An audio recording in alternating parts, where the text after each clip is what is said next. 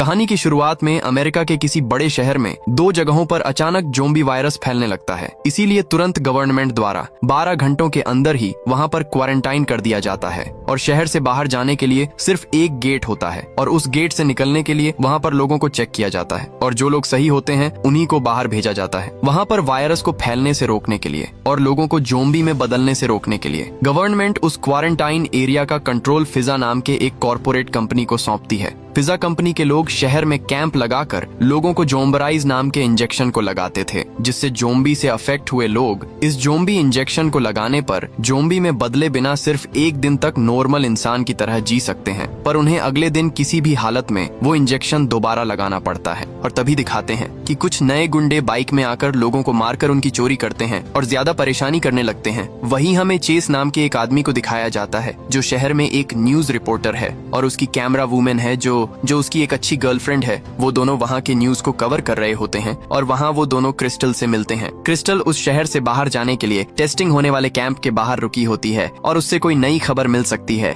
ये सोचकर वो उसका इंटरव्यू करने लगते हैं। क्रिस्टल उस इंटरव्यू में कहती है कि हम सब यहाँ मुश्किल में पड़े हुए लोग हैं। इस सिटी से बाहर निकलने के लिए कोई हमारी मदद नहीं कर रहा है और न ही गवर्नमेंट स्टाफ मदद के लिए आते हैं, लेकिन तुम जैसे रिपोर्टर्स हमारी वीडियोस निकालकर उसके जरिए पैसे कमाने के लिए हमारे पास आते हो। हम सब यहाँ जिंदा होने पर भी मरे हुए एक लाश की तरह जी रहे हैं। इस पर वो उसको अपमानित करते हुए बातें करके वहाँ से चली जाती है। वहाँ के टेंट्स में फिजा के स्टाफ ज़ोंबी से अफेक्टेड लोगों का इलाज कर रहे होते हैं, जिन्हें अपने परिवार और समाज से दूर किया गया होता है। और जेस कहता है कि उन टेंट्स में जाकर इंटरव्यू करने से सच्ची खबरें मिल सकती हैं और हमको वहीं पर जाना होगा। लेकिन फिर जो कहती है कि पहले से परेशान हुए लोगों का इंटरव्यू लेकर हम उनको और ज्यादा परेशान नहीं करना चाहते। फिर जो उसको एक कॉइन देकर एक न्यूज़पेपर वेंडिंग मशीन की तरफ इशारा करती है, वो पूछता है कि ये किसके लिए है। जो कहती है कि हम टीवी न्यूज के लिए फेक न्यूज देते हैं और न्यूज़पेपर में ज्यादातर रियल न्यूज ही छपती है और इसमें तुमको रियल न्यूज मिलेगी। ये कहकर वो दूसरी ओर चली जाती है। फिर चेस उस टेंट के अंदर जाता है। वहाँ पर वो अलार्म रखकर सभी को सही समय पर जोम्बराइज इंजेक्शन लगा रहे होते हैं और ये सब कुछ चेस छुपके से अपने मोबाइल में रिकॉर्ड कर लेता है और तब उनमें से एक इंसान उठकर आकर चेस के ऊपर खून की उल्टी कर देता है। चेस वहाँ के डॉक्टर से पूछता है कि ये तो ज़ोंबी में बदल रहा है और इसको अब तक इंजेक्शन क्यों नहीं लगाया। तो डॉक्टर कहते हैं कि हमने सभी को इंजेक्शन लगा दिया है। वो आपस में बातें कर ही रहे थे कि तभी वहाँ के सारे पेशेंट्स ज़ोंबी में बदलकर उठ जाते हैं और यहाँ जो आसमान में एक प्लेन को उड़ते हुए देखती है और क्वारंटाइन एरिया में जेट का क्या काम है, ये सोचकर वो उसे अपने कैमरे में कैप्चर कर लेती है। तभी वहाँ एक ट्रॉली को चुराने वाला आदमी अचानक नीचे गिरकर खून की उल्टी करता है और सभी लोग डर कर उससे दूर हटकर खड़े हो जाते हैं। कुछ ही देर में वो आदमी ज़ोंबी में बदल जाता है और उसको देखकर सभी लोग वहाँ से भागकर बचने की कोशिश करते हैं। फिर वो उठकर सीधे जो के पास जाता है और वो तुरंत अपने कैमरे से उसे मारकर भीड़ के बीच भागने लगती है। ऐसा लगता है जैसे जोम्बराइज इंजेक्शन काम नहीं कर रहा है और उसे लगाने वाले सभी लोग अचानक से ज़ोंबी में बदलकर अपने पास वाले इंसान को काटने लगते हैं, जो को कुछ भी समझ नहीं आता कि वहाँ चल क्या रहा है। तभी एक ज़ोंबी उस पर अटैक करता है और जो उसको जोर से मारती है। अब यहाँ रहना सेफ नहीं है, ये सोचकर वो वहाँ से निकलने लगती है। टेंट में एक ज़ोंबी चेस पर अटैक करता है और चेस उससे लड़ाई करके उसको धकेल कर वो बाहर आता है और उसी समय जो कार को स्टार्ट करती है। अब चेस चिल्लाते हुए उसके पीछे जाता है, लेकिन जो उसको ध्यान दिए बगैर गाड़ी लेकर वहाँ से चली जाती है और उसके आसपास कई लोग ज़ोंबी में बदलकर बगल वाले इंसान को काटकर उनको टेस्ट करते हुए आराम से खाते हैं। अब क्या करना चाहिए ये सोचते हुए वो क्रिस्टल को देखता है जो एक ज़ोंबी को मार रही होती है और वो सोचता है कि ये लेडी यहाँ पर बहुत दिनों से है, इसलिए उसको रास्ता पता होगा और ये सोचकर वो उसका पीछा करते हुए जाने लगता है। उसी समय चेस जिस टीवी चैनल के लिए काम करता है उसमें एक लाइव शो चल रहा होता है और उसमें एक ऐसे सेलिब्रिटी का इंटरव्यू चल रहा होता है जो ज़ोंबी अटैक से बचकर अपनी जिंदगी जी रहा है। अब यहाँ चेस क्रिस्टल का पीछा करते हुए जाता है और तब उसका मोबाइल फोन नीचे गिरता है। वो उसको उठा लेता है, लेकिन तब उस पर एक ज़ोंबी अटैक करने की कोशिश करता है और फिर वो उसको मारने लगता है, लेकिन क्रिस्टल उसको बचाए बिना भाग रही होती है। और तभी सामने एक कार के पास मैगी नाम की एक लेडी होती है जिसने अपने बच्चे को मार दिया है क्योंकि वो ज़ोंबी में बदलने वाली थी। अब क्रिस्टल उसको मनाकर वहाँ से निकल जाने की सलाह देती है और तब चेस भी वहाँ जाता है और तब एक ज़ोंबी उनकी तरफ आने लगता है और ये देखकर सिचुएशन को समझते हुए मैगी उठ जाती है और तीनों कार में बैठकर निकल जाते हैं। लेकिन जैसे ही मैगी कार को स्टार्ट करती है तभी एक ज़ॉम्बी कार के दरवाजे से अपना हाथ अंदर डालता है और उनको काटने की कोशिश करता है। फिर वो तुरंत गाड़ी को दीवार से सटाकर चलाती है ताकि वो ज़ॉम्बी को मार सके और फिर तुरंत दरवाजा बंद करके वहां से चले जाते हैं। और जाते समय चेस टीवी में लाइव शो करने वाले एंकर को फोन लगाता है और उसको खुद को कनेक्ट करने को कहता है और वो भी कोल को कनेक्ट कर देती है। फिर उस शो के जरिए वो कहता है कि ज़ॉम्बराइज इंजेक्शन काम नहीं कर रहा है और उस इंजेक्शन को लगाने वाले लोग भी ज़ॉम्बी में बदल रहे हैं। इस खबर को वो लोगों तक पहुंचा देता है। तब क्रिस्टल मैगी से पूछती है, क्या तुम्हें शहर से बाहर निकलने का रास्ता पता है? इसी दौरान वो गलती से सामने आने वाले ज़ॉम्बी पर गाड़ी ठोक देती है और इससे वो ज़ॉम्बी शीशे को तोड़कर उन पर अटैक करता है और सामने ना देख पाने से वो कार को दूसरी कार से टक्कर मार देती है और उनकी कार बंद हो जाती है। फिर गाड़ी स्टार्ट नहीं होती तो क्रिस्टल बाहर एक दुकान के अंदर चली जाती है, लेकिन उस दुकान के बाहर एक ज़ॉम्बी रुका होता है और वो एक पत्थर से उस ज़ॉम्बी के सर पर मारकर उसे खत्म कर देती है। वो उस दुकान के अंदर जाकर दरवाजा बंद कर लेती है। यहाँ चेस और मैगी पर कुछ ज़ॉम्बी हमला करने आते हैं, लेकिन उनसे बचकर वो दोनों भी उस दुकान के अंदर जाकर दरवाजा बंद कर देते हैं। अब यहाँ शहर से बाहर निकलने वाले गेट को दिखाते हैं, जहाँ एक सोल्जर को सीनियर ऑफिसर से कॉल आता है और उसे कहा जाता है कि ज़ॉम्बी वायरस की सेकंड वेव आ चुकी है और ये वायरस हवा से या छूने से तेजी से फैल रहा है, इसीलिए किसी को शहर से बाहर जाने की अनुमति मत देना। और उसी समय जो कि गाड़ी वहां आती है तब वो सोल्जर उसको बंदूक दिखाकर धमकाता है और उतरकर एक कोने में खड़े होने को कहता है। अब वो उस गेट को बंद करने को कहता है और तभी वहां पर एक परिवार के लोग ज़ॉम्बी से बचकर भागते हुए आ रहे होते हैं और ज़ॉम्बी भी उनका पीछा करते हुए आते हैं। तब वो उनसे गेट खोलने की रिक्वेस्ट करते हैं, लेकिन वो सोल्जर उन्हें बचाए बिना उन सभी को शूट करके मार डालता है। ये देखकर जो बड़ी हैरान रह जाती है कि ये कैसे सबको मार रहा है, जो को 2 सोल्जर्स लेकर एक प्लास्टिक कमरे में लॉक कर देते हैं और उसको क्वारंटाइन कर देते हैं। तब उसको चेस का कॉल आता है। वो कहता है कि मैं ज़ॉम्बी से बचकर एक दुकान के अंदर फंस गया हूँ और मैं तुमको एड्रेस देता हूँ, तुम किसी तरह यहाँ आकर मुझको बचा लो। तब जो उसको कहती है कि मुझे कुछ समझ नहीं आ रहा है कि यहाँ चल क्या रहा है, ये वायरस हवा से और छूने से भी फैल रहा है। वो कहती है कि ये लोग कह रहे हैं कि ये हवा से और छूने से फैल रहा है और यहाँ से बाहर किसी को भी नहीं जाने दे रहे हैं और मासूम लोगों को भी शूट करके उनको मार रहे हैं। और तो और इन्होंने मुझको भी एक प्लास्टिक रूम में बंद कर दिया है, वे लोग शायद मुझको मार ही डालेंगे और इस स्थिति में मैं तुमको कैसे बचा सकती हूँ। इस तरह डरी हुई जो उसको सब कुछ बताती है। अब कुछ देर बाद एक डॉक्टर और एक सोल्जर वहां आकर उससे थोड़े दूर खड़े होते हैं और उसको एक स्ट्रिप देकर उसमें थूकने को कहते हैं ताकि वो टेस्ट के लिए लेके जाए। यहाँ क्रिस्टल उस दुकान से ज़ॉम्बी से लड़ाई करने के लिए कुछ सामान लेकर बाहर निकलती है और तब चेस उसे कहता है कि गेट को बंद कर दिया गया है, इसलिए हम बाहर नहीं जा सकते, तो आज रात हम यहीं पर रुकेंगे। फिर तीनों उस रात को वहीं रुकते हैं और तब चेस फिर से लाइव शो में कनेक्ट होता है और कहता है कि मुझे खबर मिल गई है, ये वायरस हवा से और छूने से भी फैल रहा है, लेकिन ये झूठी खबर है। मैं भी अब एक क्वारंटाइन एरिया में हूँ और मुझे कोई प्रॉब्लम नहीं है और मैं बिल्कुल ठीक हूँ। मैगी तीनों के लिए कुछ खाना बना रही होती है और तब चेज उसे उसके पति के बारे में पूछता है। इस पर मैगी कहती है कि एक दिन जब मैं किचन में थी तो मुझ पर एक ज़ॉम्बी ने अटैक कर दिया था और मैं अफेक्ट हो चुकी हूँ। ये पता चलते ही मेरे हस्बैंड हम दोनों को छोड़कर चले गए। तब से मैं अकेले ही संघर्ष करती हुई अपनी बेटी को संभाल रही थी। रोज मैं उसको ज़ॉम्बीराइज इंजेक्शन देकर एक फ्रेंड की तरह उसको संभालती थी और फिर अचानक आज ज़ॉम्बीराइज ने काम करना बंद कर दिया और वो एक ज़ॉम्बी में बदल गई और फिर मैंने अपने ही हाथों से उसको मार दिया। और इस तरह वो उदास होकर ये सब बता रही होती है।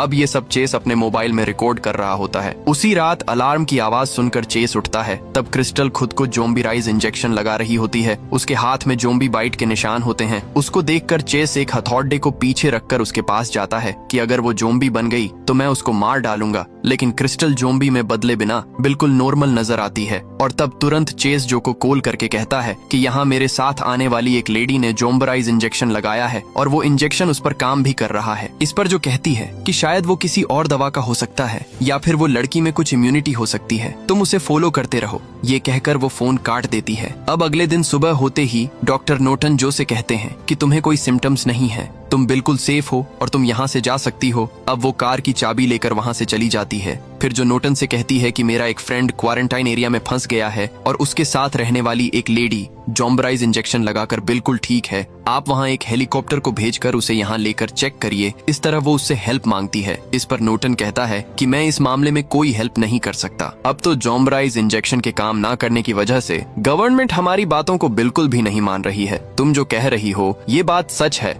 इसका मुझे कोई प्रूफ दो, तभी काम हो सकता है, लेकिन इस समय मैं कुछ नहीं कर सकता। ये कहकर वो चला जाता है। तभी वहाँ कुछ मिलिट्री ट्रक्स आते हैं और उनमें से आर्मी ऑफिसर जनरल लियोन और उसके साथ कई सोल्जर्स उतरते हैं। जनरल लियोन वहां आते ही टीवी के लिए एक इंटरव्यू देता है। वो कहता है कि फिजा कंपनी ठीक से काम नहीं कर रही थी और इसीलिए अब ये सब कुछ मिलिट्री के हाथ में है। अब हम सबको बचाने के लिए यहाँ पर आ गए हैं। इंजेक्शन काम न करने पर ज़ोंबी वायरस पूरे शहर में फैल चुका होगा, इसीलिए अब से 48 घंटों के अंदर यहाँ बम लगाकर इस पूरे शहर को क्लियर करने का आदेश हमें गवर्नमेंट ने दे दिया है। और ये कहकर इंटरव्यू समाप्त होता है। फिर टीवी में फायर बम लगाने का समय बताने के लिए काउंटडाउन शुरू करते हैं और तब उस लाइव शो की एंकर सेलिब्रिटी से पूछती है कि क्वारंटीन एरिया में फंसे हुए लोगों को आप क्या संदेश देना चाहते हैं। इस पर वो कहता है कि सभी लोग टीवी बंद करके मेरी लिखी हुई किताब को पढ़िए। उसमें मैंने ज़ोंबी को कैसे संभालना है, उनके साथ कैसा बर्ताव करना है और उनसे कैसे बचना है, ये सब कुछ उस किताब में लिखा हुआ है। आप सब कुछ आराम से उन रूल्स को फॉलो कर सकते हो। और तब एंकर सोचती है कि जब 48 घंटों में फायर बॉम्बिंग होने वाली है तो इन सब बातों से क्या होगा। अब यहाँ चेस क्रिस्टल से पूछता है कि ये दवा तुम पर कैसे असर हो रही है। तब वो कहती है कि मैं उस दवा को फिजा से नहीं बल्कि दूसरे सप्लायर से खरीदती हूँ और अब मेरे पास सिर्फ एक ही बोतल बची हुई है। मैं बाहर जाकर अगर इस दवाई को नहीं खरीद पाऊंगी तो अगले दिन मैं एक ज़ोंबी बन जाऊंगी और इसीलिए मैं इस दवाई को ढूंढने जा रही हूँ। और ये कहकर वो बाहर निकलने के लिए तैयार होती है और तब वो टीवी में जनरल लियोन के उस इंटरव्यू को देखते हैं। फिर वहाँ पर कुछ वर्कर्स आते हैं और उनमें से हर एक गुंडा थेनोस की तरह बड़ा ही खतरनाक लगता है और ज़ोंबी को कैसे संभालना है ये जानकर वे लोग आकर उस शहर में लोगों को परेशान करते रहते हैं और वे उन्हें जरूरत पड़ने वाली चीजों को दुकानों में से लेकर जाते रहते हैं। और उनमें से एक आदमी वहाँ पटाखे डालकर टेप रिकॉर्डर में जोर से म्यूजिक बजाकर ज़ोंबी को वहाँ बुलाकर टाइम पास कर रहा होता है और बाकी के लोग अलग अलग दुकानों में जाकर कुछ जरूरी चीजों को उठा रहे होते हैं। और तब विलन उसी दुकान में जाता है जहाँ चेयर छिपा हुआ है और तीनों उसी दुकान में छिप कर बैठे होते हैं। तभी विलन को वहाँ पर किसी के होने का शक होता है और वो दुकान में चेक करने लगता है कि यहाँ कोई ना कोई तो है। तब क्रिस्टल उसके सर पर एक बंदूक रखकर उसको धमकी देती है और उसके हथियारों को वहीं छोड़कर जाने को कहती है। अब एक दिन तुम जरूर मेरे हाथ फंसोगी, ये सोचते हुए वो वहाँ से चला जाता है। लेकिन उसे ये नहीं पता कि क्रिस्टल की बंदूक में तो गोली नहीं थी। फिर आगे इस बाइकर गैंग को एक पति पत्नी दिखते हैं और वो पति जाकर उनसे हेल्प मांगता है और तब ये लोग उससे कई रुपए मांगते हैं लेकिन उसके पास उतने पैसे नहीं होते, इसलिए ये उसको मार डालते हैं और उसकी पत्नी का पीछा करने लगते हैं। अब उसकी पत्नी वहाँ से भागने लगती है लेकिन कुछ ज़ोंबी भी उसको पकड़ने के लिए उसका पीछा करने लगते हैं और उनसे बचने के लिए वो एक कार के ऊपर चढ़कर खड़ी हो जाती है। और जब कई ज़ोंबी उसको पकड़कर खींचने की कोशिश करते हैं तब वो उन बाइकर से खुद को बचाने की रिक्वेस्ट करती है। लेकिन वो बाइकर बिना सोचे समझे, बिना कुछ कहे, बिना उसकी जान बचाए वहां से चले जाते हैं और ज़ोंबी उसके पैरों को खींचकर उसे मार डालते हैं। अब बाइकर के जाते ही क्रिस्टल और मैगी वहां से निकलने लगते हैं और चेस उन्हें बाहर जाने से रोकने की कोशिश करता है लेकिन फायर बॉम्बिंग से पहले इन्हें यहाँ से निकलना होगा। ये सोचकर वो दोनों बाहर निकलते हैं। वहाँ ज़ोंबी उस पत्नी को नोचकर खा रहे होते हैं और इन्हें इसी गैप में वहाँ सामने वैन में जाकर बैठना होगा। ये तीनों ये तय कर लेते हैं। फिर चेस जो को कॉल करता है और उसे फिजा सप्लाई करने वाले ज़ोम्बराइज दवाई के गोडाउन के एड्रेस के बारे में पूछता है और फिर वो एक बड़ी चीरने वाली मशीन को साथ लेकर वहां से निकलता है। उस मशीन को ऑन करते ही सभी ज़ोंबी उसके पास आते हैं और तब उस मशीन से वो हर ज़ोंबी को 2 पीस में कर देता है और उसी गैप में क्रिस्टल और मैगी उस वैन तक पहुंच जाते हैं। तभी एक ज़ोंबी को काटते समय मशीन उसमें अटक कर खराब हो जाती है और वो उसको वहीं फेंक कर जल्दी से एक बस के ऊपर चढ़ जाता है। लेकिन ज़ोंबी झुंड में आकर उसका पीछा करने लगते हैं और तब वो किसी तरह उनसे बचकर एक गेट के उस पार जाकर बंद कर देता है और वो उस गली में चला जाता है। उस गली में भी एक ज़ोंबी चेस को देख लेता है। वो गुस्से में उसकी ओर चलकर आने लगता है। उसी समय चेस के पास वाला एक ज़ोंबी उस पर अटैक करने आता है।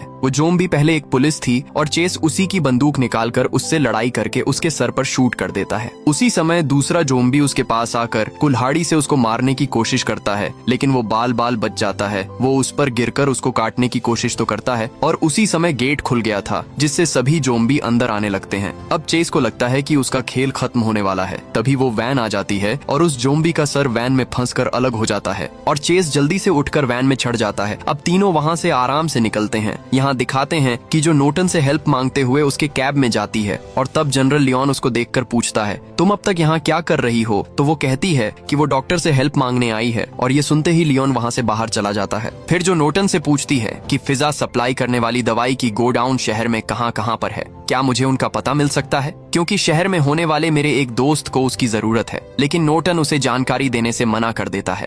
अब इससे उदास होकर वो अपने कार में बैठती है और तब उसे कार में शहर में होने वाले जॉम्बराइज के गोडाउन की जानकारी मिलती है। वो सोचती है कि नोटन उसे खुलेआम बता नहीं सकता था, इसलिए उसने चुपके से उसकी कार में रख दिया होगा और वो मन ही मन उसका शुक्रिया अदा करती है और एड्रेस को वो चेस के फोन पर फॉरवर्ड कर देती है। फिर वे तीनों उस एड्रेस वाले गोडाउन में पहुंच जाते हैं। चेस और क्रिस्टल दवा को ढूंढते समय एक जोम्बी को देखते हैं जिसको कुर्सी से बांध कर रखा हुआ है और उसके पास में कुछ जॉम्बराइज इंजेक्शन पड़े हुए हैं और तभी वो उस जगह पर उस दवाई को देख लेते हैं। अब चेस क्रिस्टल से कहता है कि इस दवाई में कुछ तो गड़बड़ी है, इस बात को हमें प्रूफ करना ही होगा और हमारे पास यही एक बेहतरीन मौका है। कल फायर बॉम्बिंग होने वाली है और उससे पहले किसी तरह से हमें ये प्रूफ करना ही होगा। तुम पहले इस दवाई के इंजेक्शन को लगाओ और अगर इसका असर ना हुआ तो तुम दूसरी वाली दवाई को लगा लेना जिससे असर होता है, और अगर इस वीडियो को पब्लिक देखेगी तो हमें यहाँ से बाहर निकलने का कोई रास्ता जरूर मिल जाएगा। और क्रिस्टल भी इसके लिए राजी हो जाती है। यहाँ मैगी किसी कमरे में से एक खिलौने की आवाज को सुनती है और वो उसकी तरफ भागने की कोशिश करती है। तभी वो देखती है कि उसकी बेटी जोम्बी में बदलकर खेल रही है और मैगी को देखते ही वो उठकर उसको काटने के लिए उसके पास आती है और तब वो उसको गले लगाकर कहती है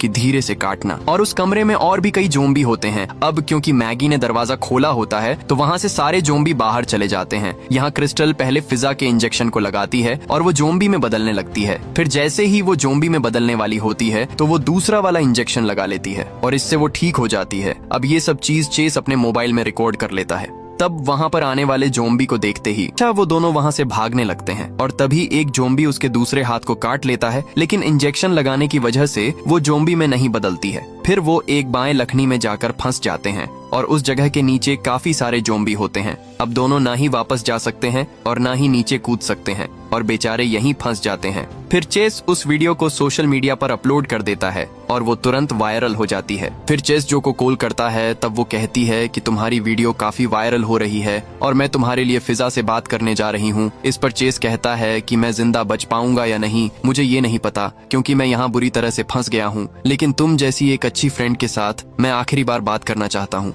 फिर वो उदास होते हुए गुड बाय कहकर फोन काट देता है। अब जो नोटन से गुस्से में कहती है कि अगर मेरे दोस्त को कुछ हो गया तो मैं तुमको जिंदा नहीं छोड़ूंगी। फिर वो जनरल लियोन से मिलने जाती है। वो उसे उस वीडियो को दिखाकर चेस को बचाने के लिए मदद मांगती है। वो कहता है कि अगर उस क्वारंटीन एरिया का कंट्रोल मेरे हाथ में होता तो मैं किसी को वहाँ भेजकर उन दोनों को वहाँ से लेकर आ जाता, लेकिन इस समय मैं कुछ भी नहीं कर सकता। और ये कहकर वो प्रेस कॉन्फ्रेंस में चला जाता है। उस प्रेस कॉन्फ्रेंस में जो भी शामिल होती है वो उस वायरल वीडियो के बारे में नोटन से पूछती है और तब नोटन कहता है कि मैं सिर्फ इस शहर की सुरक्षा के बारे में ही सोचता हूँ और उसके लिए जो करना था वो मैंने कर दिया है। और इस तरह से वो एक लापरवाह इंसान की तरह जवाब देता है। फिर जो जनरल लियोन से भी वही सवाल करती है तब वो कहता है कि अब तक इसका पूरा कंट्रोल मुझको नहीं मिला है और इस पर काबू पाने पर मासूम लोगों की जान बचाने के लिए जो करना होगा वो मैं जरूर करूंगा। अब यहाँ कुछ ही देर में वो बाइकर उस गोडाउन में आ जाते हैं और उनको देखते ही वो दोनों छिपकर बैठ जाते हैं। उन बाइकर में से एक इंसान को जोम्बी काट भी लेता है। तभी विलन उस जोम्बी के सर पर शूट करके उसे मार डालता है। फिर उसके दोस्त को भी बंदूक दिखाता है। उसका दोस्त उसको छोड़ देने के लिए विनती करता है, लेकिन वो कहता है कि दवाई काम नहीं कर रही है, इसलिए मेरे पास कोई और रास्ता नहीं है, तुम भी एक जोम्बी में मत बदलना।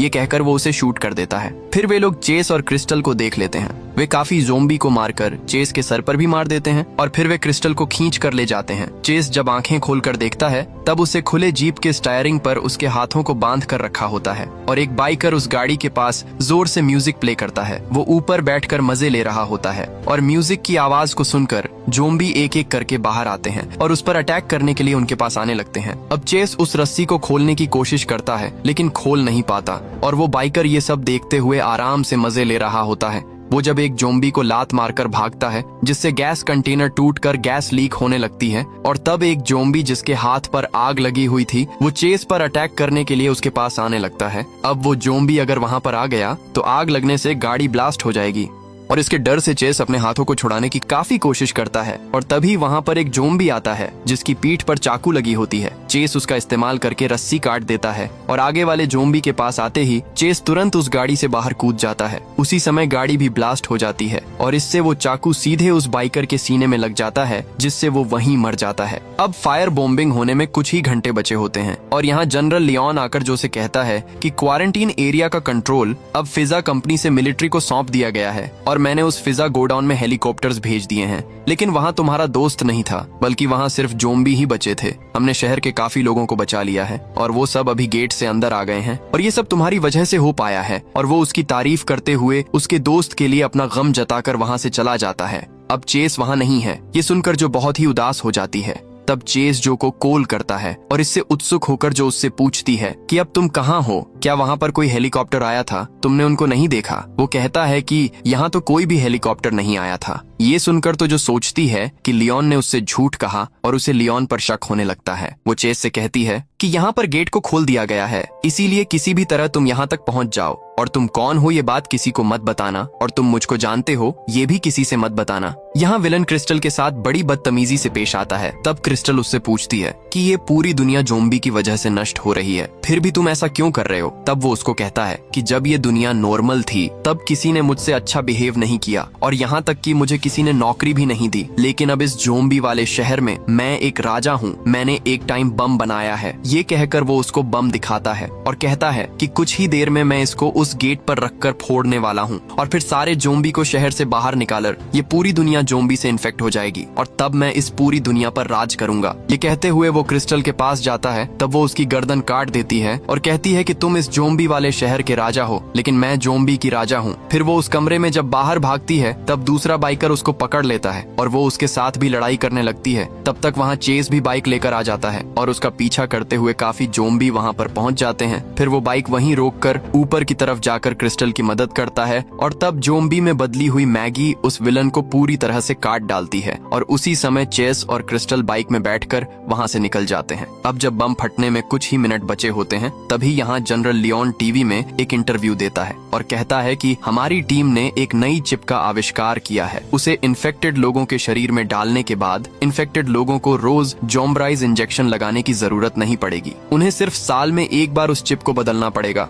अब लोगों को परेशान होने की और डरने की कोई भी जरूरत नहीं है। तब जो नोटन से सॉरी कह रही होती है, नोटन उसे गुस्से में कहता है कि ये सब तुम्हारी वजह से हुआ है, तुम्हारी उस वायरल वीडियो की वजह से ही शहर का कंट्रोल फिजा कंपनी से अब मिलिट्री के पास चला गया है। तब जो कहती है कि आपने ही तो मेरी गाड़ी में गोडाउन्स के एड्रेस की लिस्ट रखी थी, तब वो कहता है कि मैंने ऐसी कोई चीज नहीं रखी थी। और तब दोनों को एक बात समझ में आती है, और फिर जो चेस के गोडाउन से भेजी हुई फोटो नोटन को दिखाती है और उस फोटो में जनरल लियोन की चिप भी होती है। और तब जो कहती है कि जब जनरल लियोन यहाँ आकर उतरे थे तब उस चिप को मैंने उनके ट्रक में भी देखा था, लेकिन वो तो कह रहे थे कि उन्होंने इस चिप को अब भी बनाया है, वो जरूर कोई प्लान के साथ यहाँ पर आया है। फिर जो जाकर लियोन से पूछती है कि ये चिप हमें कब मिलेंगे, और ऐसे सवाल करती है जैसे वो इसके बारे में कुछ जानती नहीं है। और तब वो उसको जवाब देता है कि अभी उसकी मैन्युफैक्चरिंग हो रही है और 2-3 दिनों में चिप यहाँ पर आ जाएंगे। और ये जवाब ही बता देता है कि अब तक जो हुआ है उन सब के लिए सिर्फ लियोन ही जिम्मेदार है। उसने फिजा कंपनी के हाथ से कंट्रोल छीनने के लिए पहले से प्लानिंग की थी। उसने फिजा के गोडाउन में जानबूझकर ओरिजिनल दवा की जगह पर असर ना होने वाली दवा रख दी थी, और उसने लोगों को भी बता दिया था कि वो दवाई अब काम नहीं कर रही है। फिर उसने जो को उकसाकर उससे वीडियो रिकॉर्डिंग करवाई थी और उससे लोगों का ध्यान भटकाकर उसने फिजा से कंट्रोल अपने हाथों में ले लिया। अब जो उसके जवाब को चुपके से रिकॉर्ड कर लेती है, लेकिन जनरल लियोन ये नोट कर लेता है। फिर जो नोटन सीक्रेटली कहीं मिलते हैं और नोटन ने चेस की भेजी हुई फोटो में होने वाली चिप को भी चेक कर लिया होता है। वो कहता है कि वो चिप लोगों को ट्रैक करने के लिए है, और वो क्या क्या बातें कर रहे हैं या क्या काम कर रहे हैं ये जानने के लिए बनाई गई है, और इससे पैसे कमाने के प्लान बनाकर वे इसे लोगों के शरीर में बैठाकर उनसे पैसा कमाना चाहते हैं, और इस बात के बारे में तुरंत गवर्नमेंट को खबर देनी होगी। ये कहकर नोटन निकलने लगता है। तभी वहाँ पर 2 सोल्जर्स आकर उसको मारने लगते हैं, और तब जो जल्दी से भागकर कहीं छुप जाती है और वो समझ लेती है कि कुछ ही देर में वो उसको भी मार डालेंगे। इसीलिए वो जल्दी से कैमरे में रिकॉर्ड करते हुए कहती है कि इन सब के लिए जिम्मेदार जनरल आर्मी है। उन्होंने फिजा के हाथों से कंट्रोल को छीनने के लिए ही गलत दवाओं को गोडाउन में रख दिया था, जिसकी वजह से लोगों में गलत इफेक्ट हो गया था। यहाँ फिजा कंपनी को एक बलि का बकरा बनाया गया है, और अगर मैं नहीं रहूंगी तो ये मैसेज तुम्हारे काम आ सकता है। इस तरह वो चेस को समझाने जैसा रिकॉर्ड कर लेती है। फिर वो अपने कैमरे और मोबाइल फोन को वहाँ पर एक पुराने न्यूज़पेपर वेंडिंग मशीन के अंदर डाल देती है और उसको लॉक कर देती है। फिर सोल्जर्स उसको मारते हुए उसको उठाकर लेकर जाते हैं। अब चेस और क्रिस्टल बाइक से गेट के पास आ जाते हैं। और तभी जोम्बी से अटैक होने वाला विलन भी वहाँ पर पहुँच जाता है और उसको देखते ही दोनों भागकर छिप जाते हैं। वो टेप में जोर से म्यूजिक बजाकर सारे जोम्बी को वहाँ ले आता है और धुआं उड़ाकर आर्मी को भी कंफ्यूज कर देता है। अब चेस और क्रिस्टल उसके साथ लड़ाई कर रहे होते हैं, तब वो उसकी कुल्हाड़ी की दूसरी साइड में उसी टाइम बम को लगाकर उस गेट के पास फेंक देता है और अब वो बम फटने पर गेट भी टूट जाएगा, वहाँ से सारे जोम्बी बाहर निकल जाएंगे। इस तरह से प्लान बनाकर वो टाइम सेट करके उस बम को फेंकता है और थोड़ी देर में वो खुद भी एक जोम्बी में बदल जाता है। फिर क्रिस्टल के साथ जब वो लड़ाई करने लगता है तब चेस उसकी फेंकी हुई कुल्हाड़ी को उठाकर उसी के पास वापस फेंकता है और वो कुल्हाड़ी भी उसी की पीठ पर लग जाती है और उसी वक्त बॉम्ब भी फट जाता है और विलन भी उसमें जलकर मर जाता है। उसके साथ ही काफी जोम्बी भी जलकर मर जाते हैं। फिर गेट को खोलकर वो दोनों को बाहर आने को कहते हैं और क्रिस्टल के शरीर में उस चिप को बैठा देते हैं। चेस जो को कॉल करने के लिए बाहर आता है और तब उसे वहीं आसपास में उस फोन की रिंग सुनाई देती है। फिर उसे पता चलता है कि उस वेंडिंग मशीन से ही रिंग की आवाज आ रही है। उसे जो ने पहले जो कॉइन दिए होते हैं उससे वो उस मशीन को खोलता है और वहां से वो उस मोबाइल और कैमरे को ले लेता है और अब वो उस कैमरे में देखता है। उस कैमरे में जो को मारकर उसको खींच कर ले जाने वाले सीन्स रिकॉर्ड हुए होते हैं और वो उस वीडियो को देखकर समझ लेता है कि इन सब के लिए जिम्मेदार सिर्फ जनरल लियोन ही है। फिर क्रिस्टल बाहर आकर उससे पूछती है कि तुम क्या देख रहे हो और वो जवाब देता है कि मुझे रियल न्यूज मिली है और तब फायर बॉम्बिंग का काउंटडाउन शुरू होता है और उस पूरे शहर में बम फेंक कर उसको खत्म कर दिया जाता है और इसी सीन के साथ ये कहानी यहीं पर खत्म हो जाती है। दोस्तों, आपको वीडियो कैसी लगी लाइक करके जरूर बताना। अगर आपको इसका सेकंड पार्ट चाहिए तो कमेंट में पार्ट 2 लिखे। मिलते हैं आपसे अगली शानदार वीडियो में।